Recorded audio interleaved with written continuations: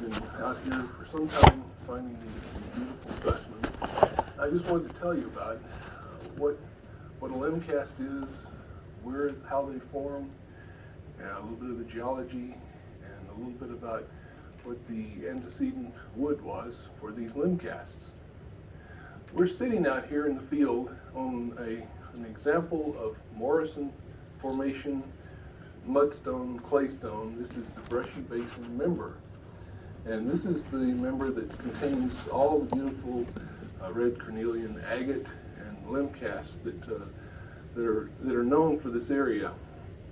Probably many people have heard of the Yellow Cat area, which is 20 miles from this location, that contains redwood limb casts that have been collected for at least 80 years. That locality still does produce some. This is another spot that has produced just some outstanding and colorful specimens. What I'd like to show you a little bit is and describe is this Brushy Basin member. This is Jurassic. This is late Jurassic. We're looking maybe at 145 million years ago when this was deposited. And this was ancient river streams that were originating from somewhere over in Nevada, west of here, and flowing eastward in this direction. And they were just choked with volcanic sediments. We had major volcanic eruptions to the west of us, and so these streams they were volcaniclastic, is a term sometimes used for them. And as the streams were deposited, sometimes it would be floods. They would rip up trees. Trees would be incorporated in the sediments, and you'd get, in certain areas, beautiful deposits of limbs in the sediments. But that's just the beginning of this story. Well, this is the story about limb cast formation, and I just wanted to point out that this book called Ancient Forests, A Closer Look at Wood, describes all of this, and there's a chapter in here that discusses all the information we'll be going over. And of course, this is something that was published a couple of years ago in Grand Junction and available. Here is an example of a piece of redwood that was found not at this locality, but at the classic old redwood spot in Yellow Cat. And this was found in 1959. This is part of a Ming log, as local collectors know it. It's about 6 feet long. Lester Ming was out one day and he found the very tip end off of this limb, and all he had was a little screwdriver or a rock hammer, and he dug this out, and it was 6 feet long, and it is still probably one of the finest limbs that's ever been found.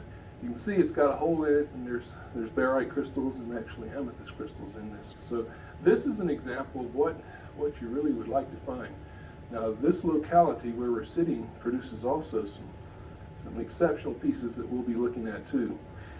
This is another example of a limb cast, a red agate limb cast, pure agate, just a gorgeous example of this red carnelian wood. The story about how this forms, though, you can see that there's obviously a nice bark structure to this piece that we have here.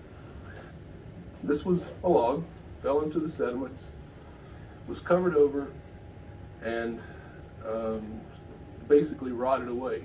Actual wood rotted away. Fungus gets to it, or bacteria, and it disappears and leaves a hole in the ground, a void in the ground. Now, while this is happening, the sediments are beginning to harden around it. So eventually you have just a hole in the ground. It's also usually subaqueous. We're below the water table. Now, over the thousands of years, this material that we're looking at here, this bentonitic material, the Brushy Basin member of the Morrison Formation, the bentonite is from clays produced from the alteration of the volcanic materials. The volcanic ash in this bentonite also was full of silica, and that silica over the years was also mobilized and started filling in this cavity that was in the ground. Now, the So here we have a hole in the ground full of saturated with water, and silica is beginning to form in this void. And it usually forms as silicic acid, which is SiOH taken 4 times, silica and 4 hydroxyls. And as this silicic acid concentrates, it begins to form agate. Now, agate formation is a very complex physiochemical process that's been written about in some detail for the past 20, 30 years. And it's still fairly poorly understood. But basically what's going on is something called the spherulitic theory takes place, and you start forming around the edges of this cavity little tiny crystallites, and they're in spherical aggregates.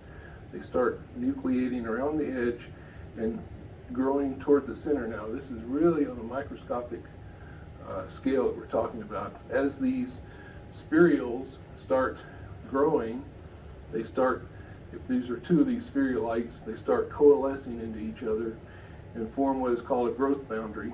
And then that continues, they coalesce kind of like soap bubbles, and they start growing toward the center, around the edge, growing toward the center of this cavity, this void.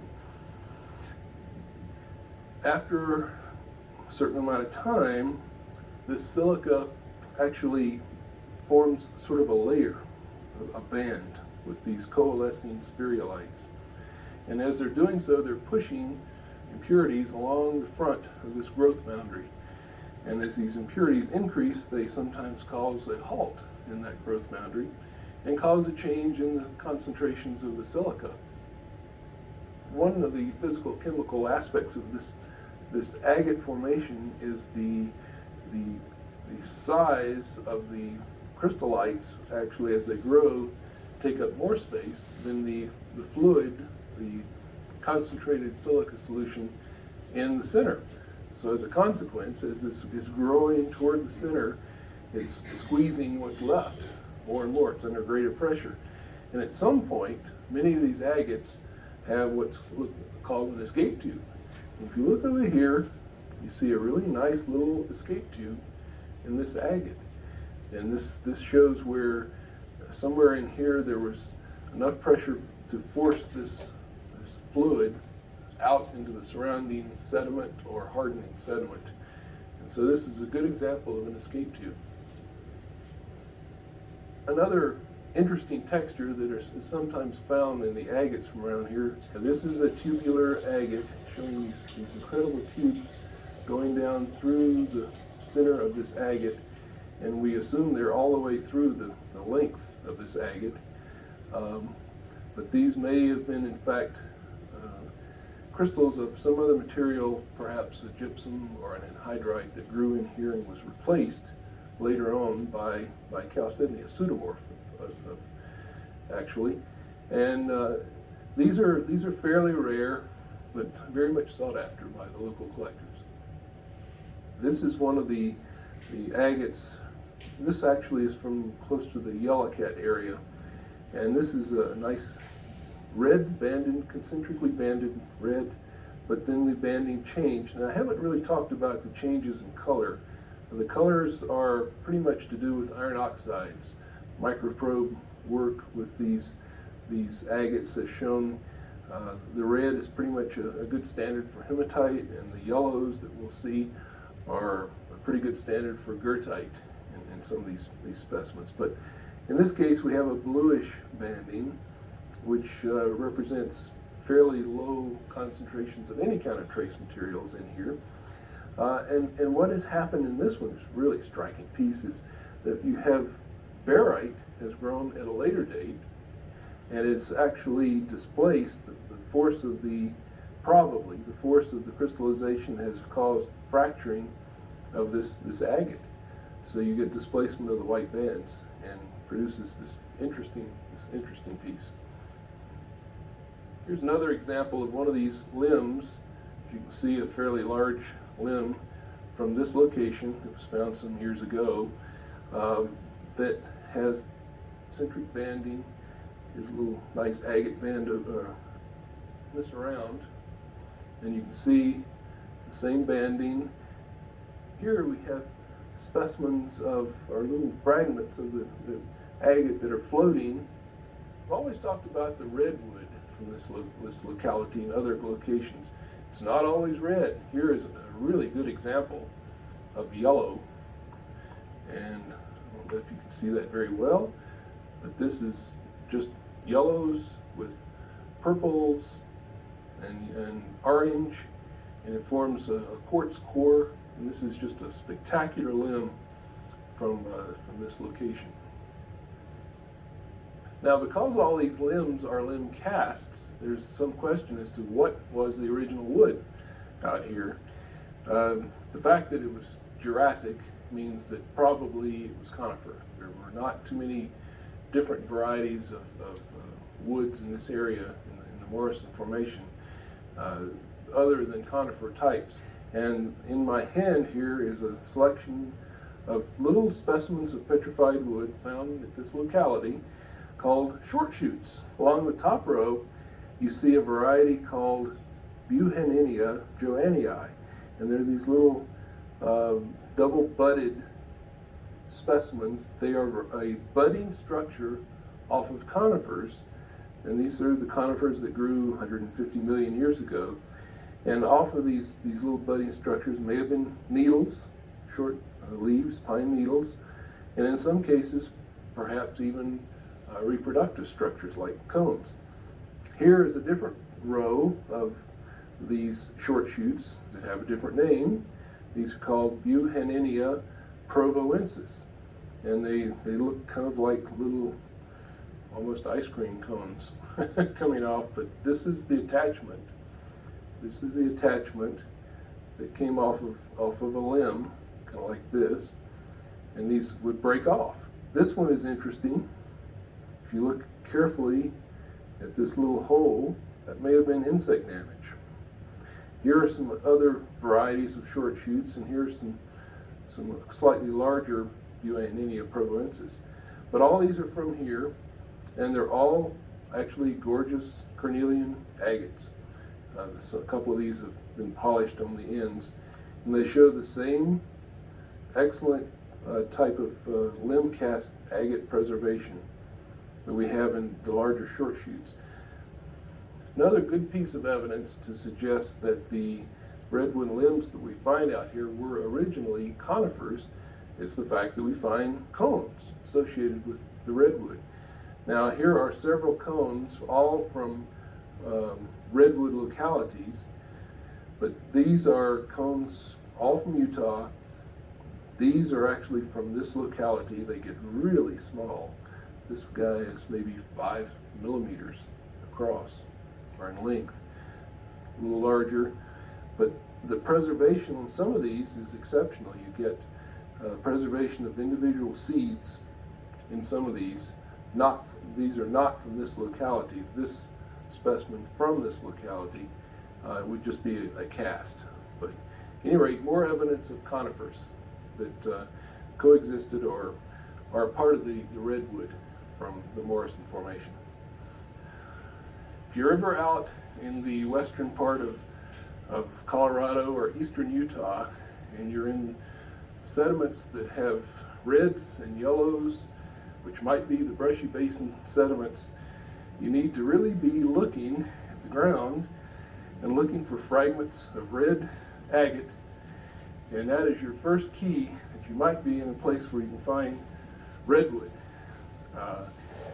This is an area that you see here with lots of bentonitic clays, and you keep a sharp eye out, and if you're really lucky, you might find beautiful little redwood limb that can be polished, and it's just a treasure in your showcase. The sediments that encase these Jurassic limbs are remnants of ancient river systems. During flood stages, these rivers carried very large volumes of sorted sands, gravels, and volcanic ash. As the floods subsided, the organic material and sediments settled on shallow floodplains, and the minerals hardened into the dense and very hard matrix that now surrounds the limb casts. Traditional mining procedures using explosives and mechanized equipment would shatter the brittle silica and completely destroy these fragile specimens. Therefore, hand tools are used to carefully extract the limbs. This is an extremely time-consuming and labor-intensive mining method. Concentrated quantities of redwood limbs at this Usher Canyon site have not been found to date. However, this is a very large continuous system, and the potential for commercially viable concentrations is quite possible. Rather than dig down to the material, I work into an exposed face. When chasing these limbs, a certain amount of undercutting is possible before collapsing the barren overburden. The tailings are then used to refill and contour the mined void. This process allows efficient reclamation of the area without moving the tailings more than once. The limbs were almost always deposited in a horizontal position, parallel with the surrounding strata. Over millions of years, faulting and shifting of the Earth's crust has snapped the limbs into segments. The smaller short shoot material and the occasional short limbs can be intact, unfractured specimens. Quite often, the limbs are severely fractured or incompletely cast. In those circumstances, only individual segments can be restored, and the remaining fragments are used as capping material. The segments of the complete limb are carefully removed from the sediments, bagged, and taken to the prep lab for restoration. My method of limb restoration is accomplished in 7 separate tasks or steps. The time involved in completing a specimen can vary from 1 hour for very small individual sections to over 100 hours restoring the large, complete limb specimens. In the first step, individual limb sections are carefully examined and then cut in a diamond blade lapidary saw. The cut is positioned to present the best possible color and fortification while avoiding apparent fracturing. The second step involves pre-shaping the cut face. This is accomplished using 3 separate diamond-embedded hard wheels and transforms the flat surface into a slightly convex surface. In turn, each wheel reduces the size of previous wheel scratches and prepares the face for the final sanding process.